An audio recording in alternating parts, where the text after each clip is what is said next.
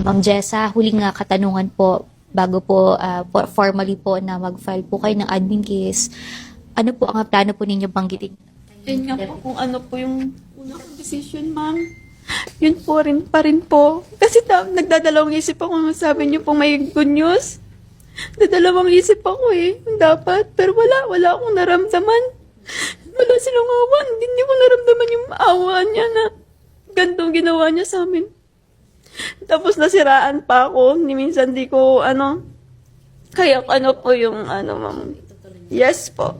Apo, matanggal po siya sa trabaho niya.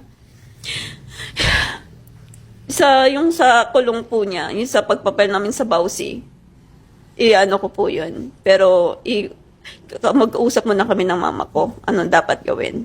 Thank you po ma'am no, na ma-assist po natin si Ma'am Jessa ngayong araw po dito sa ating opisina. Apo. Nagpapasalamat din po ako kay Jessa and kay Apprentice Seaman Lagata na pinaunlakan yung kahilingan namin na magkaharap sila at magkausap. However, yun nga po, hindi sila nagkasundo. So, and nakapag-file na rin si Jessa ng complaint. So, we will proceed with the formal investigation.